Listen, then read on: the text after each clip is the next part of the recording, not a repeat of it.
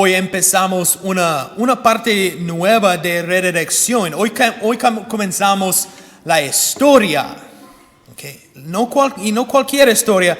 Esta es la historia que responde a todas las preguntas que nos hemos estado haciendo durante las últimas 4 semanas. Esta es la historia que responde a las preguntas como ¿por qué estoy aquí? ¿A dónde voy? ¿Y cómo llego hasta ahí? ¿Y por qué una historia? Pues es que las historias nos guían. En nuestra cultura de hoy también hay una historia, hay una narrativa que estoy escuchando que nos da una guía para nuestras vidas. Pero no todas las historias son buenas, no nos guían muy bien. La historia que nos cuenta nuestra cultura, por ejemplo, nuestra cultura nos cuenta una historia que nos lleva a la neblina. Hemos hablado de la neblina hace 2 semanas, ¿sí? Sí, puede hacer lo que quieres hacer, pero va a entrar en la neblina. Y las estadísticas son claras. Hoy día más personas que están viviendo en esta historia que nos cuenta nuestra cultura, los que están viviendo en esta historia son personas más tristes y deprimidas, solos y aislados. Y más personas mueren a causa de las drogas y alcohol y suicidio. ¿Por qué? ¿Qué pasó? En este mundo hoy tenemos más dinero y más cosas y carros y comida y todo. Tenemos más de cualquier persona en la historia del mundo. Tenemos más cosas de los reyes de la antigüedad. Si tienes un carro, oh my goodness, si puedes, ¿cómo se dice? Si puedes fly en un airplane, eres un dios. Mira, puede fly, you can fly. Pero no, en nuestra cultura de hoy, en la historia de hoy, más personas son aislados y solos, deprimidos y quieren matarse a sí mismos. Esta historia es equivocada, hay un problema. Entonces, ¿hay una historia diferente o no? Y sí hay una. Y esta es la historia que tiene el poder de cambiar la vida, de cambiar nuestras vidas. Y que puede darnos un propósito nuevo en nuestras vidas. Por las próximas semanas quiero compartir esta historia. Y esta historia es la historia que nos dijo la iglesia. La iglesia tiene tres cosas. Hay 3 partes en la historia que nos dijo la iglesia. La creación, la caída y la redención. Y esto es muy aburrido. Entonces me gusta compartir esta historia con 3 preguntas. Primero, ¿por qué hay algo en lugar de nada? ¿Por qué hay algo en lugar de nada? ¿Por qué todo está tan desordenado? Porque mira a su alrededor. Hay un problema. ¿Por qué todo está tan desordenado? Y tercero, ¿qué hizo Dios al respecto? Si es que hizo algo. Y con esas 3 preguntas tenemos 3 palabras: creado, capturado y rescatado. Esta es la historia que vamos a compartir en las próximas 3 semanas. ¿Y sabes cómo llama la iglesia esta historia? Tiene un nombre esta historia. Y se llama el Evangelio.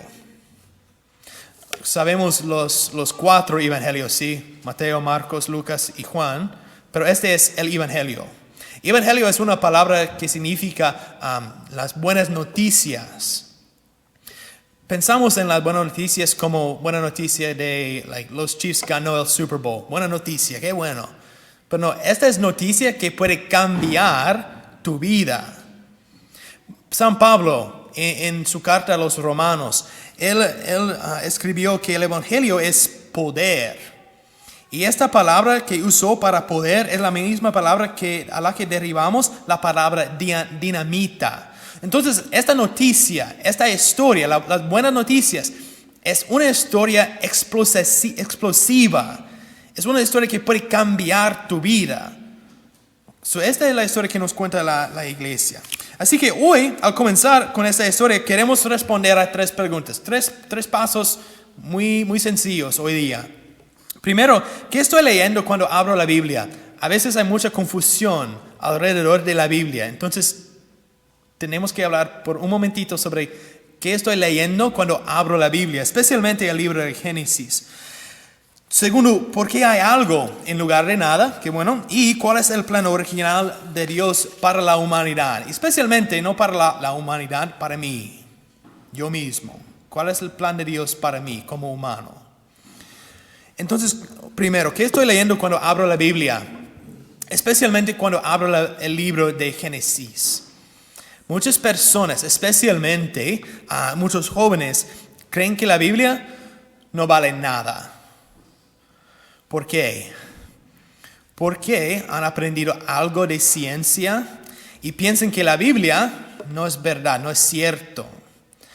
Concluyen que la ciencia tiene razón y la Biblia está equivocado y se alejan de la iglesia. ¿Pero qué es la Biblia? ¿Qué estoy leyendo cuando leo la Biblia? Bueno, primero, la Biblia no es un libro.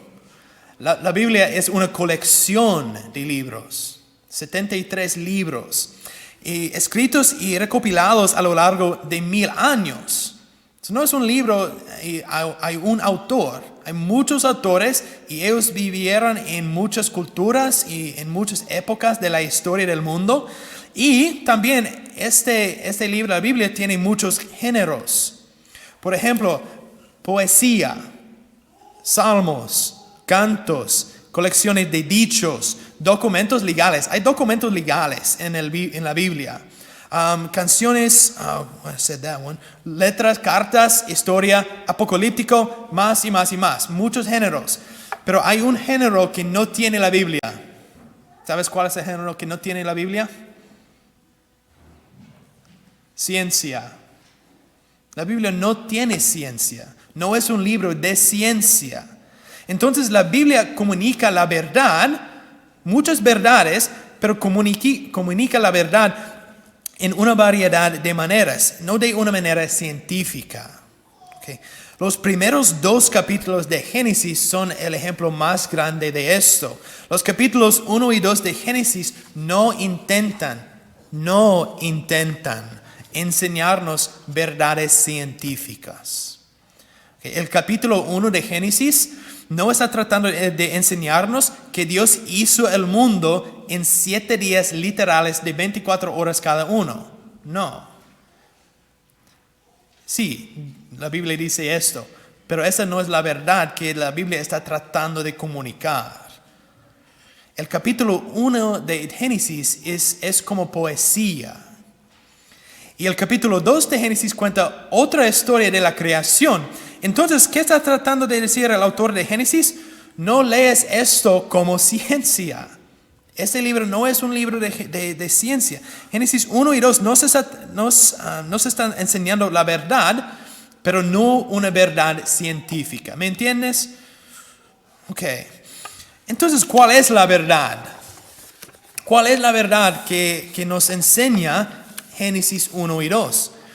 Bueno, la verdad que se comunica no es cómo se hizo el mundo Dios. No, esta es la pregunta que responde la ciencia. La pregunta que el capítulo 1 de Génesis está tratando de responder no es cómo, sino por qué. ¿Por qué hay algo en lugar de nada? En Génesis Dios no revela cómo creó, Él está revelando por qué. ¿Por qué existe el mundo? ¿Por qué hay algo en lugar de nada? En el mundo antiguo, todas las culturas, todas las naciones escribieron historias de creación. Todas las naciones, cada cultura. Estas historias entonces proporcionaron una visión del mundo. Los lentes a través de los cuales un pueblo veía todo. Les dijo lo que era importante para esta cultura. Les dijo por qué existían.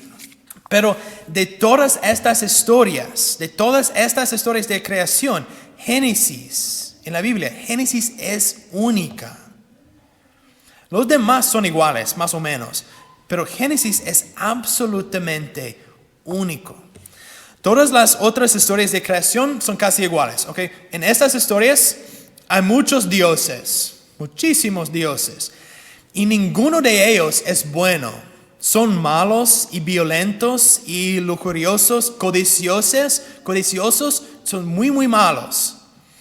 En estas historias también el hombre, el varón, mujeres no, cálmate, solo los hombres ahora. Los hombres se hace a través de un acto de violencia o de una extraña actividad sexual entre los dioses. Y se hace con un propósito, ser el esclavo de los dioses. Entonces, después de un tiempo, la historia continúa, después se hace la mujeres, por un propósito, placer y bebés, nada más. Ok, en estas historias piensa, en un mundo así, si estás viviendo en una cultura, en una nación, y esta es la historia de creación de su cultura, si esta es tu comprensión de por qué existe el mundo, en un mundo así, nada tiene sentido, nada tiene propósito. La vida, tu vida, el matrimonio, la familia, todo, no hay propósito. Y en una cultura donde no hay propósito, ¿cuál es el estado de ánimo del pueblo? Desesperación, ansiedad, mucho más, nada bueno. Entonces, ¿qué hace en un mundo así? ¿Qué vas a hacer en un mundo así? Maximice el placer, minimice el dolor y el sufrimiento en tu vida y intente disfrutar tanto como sea posible, porque vas a morir bien pronto. Esta fue la respuesta más común en el mundo a la pregunta ¿por qué hay algo en lugar de nada? Y sabes que esta sigue la historia en nuestras culturas y en nuestras partes del mundo, incluso en esta ciudad de hoy. Muchos creen en esta historia hoy día. Claro, la gente no piensa y no creen en los dioses, pero piensan en otros dioses como la ciencia o del trabajo o el gobierno o algo más. ¿Y qué vemos? ¿Qué vemos en nuestra cultura y en nuestro mundo de hoy? La evidencia de que la gente sí cree en esta historia, porque el estado de ánimo en nuestra cultura y en nuestro mundo de hoy es la desesperación. Mira las estadísticas otra vez. La gente se está muriendo de desesperación. Mira a su alrededor, en sus familias, en sus vecinos en este pueblo. Las personas y las vidas de las personas están dominados ¿de qué? Está tratando de maximizar el placer, minimizar su dolor y el sufrimiento. Y está tratando de disfrutar su vida tanto como posible. Sí creen en una historia de creación, pero es otra historia de creación. Por eso Génesis 1 y Génesis 2 es absolutamente única. Génesis está comunicando una historia diferente y es más o menos así. Solo hay un Dios. Hay un Dios. Y este Dios es bien, bien bueno. Es realmente bueno. Y no crea a través de la violencia o de la guerra o de algo extraño, sino sin esfuerzo, con una palabra. ¿Por qué? Por amor. Así que a la respuesta a la pregunta ¿por qué hay algo en lugar de nada? Porque es porque Dios lo amó hasta que existió. Dios no lo necesitaba, pero es cierto que Dios lo quería. Pero Génesis dice una cosa más, y esta es la parte más importante. Recuerda a las culturas alrededor de Israel en ese tiempo. El propósito de los humanos, esclavos y bebés, nada más. Pero mira, lo más destacado, la culminación de la creación de este Dios, es la persona humana, hombre y mujer. Los dos son iguales. Es increíble. Nada más es lo más destacado, ni las estrellas, ni las montañas, ni los perritos. No, la persona humana es lo más importante, la culminación de la creación. Si nos dice que la humanidad, hombre y mujer, los dos, ambos están hechos a su imagen, la imagen de ese Dios. No esclavo, imagen. Y no están hechos para ser esclavos, están hechos para la amistad, la relación, la comunión con Dios. Están hechos para compartir la vida de Dios. En las otras historias, ni un humano va a compartir la vida de Dios. No, son los esclavos. Pero en la historia de creación, el humano está destinado a compartir la vida del Dios. Esta es la respuesta a cuál es el plan original de Dios por la humanidad. ¿Por qué existimos en lugar de no existir? ¿Por qué existes tú? Es porque Dios te ama. Dios no te necesita, Dios te quiere, Dios te ama. ¿Entiendes cómo esto lo cambia todo? ¿Entiendes cómo la vida, cuando ves el mundo de esta manera, todo cambia? Porque, por ejemplo, todo importa. Todas las cosas en tu vida importan. No hay nada en tu vida que no está importante.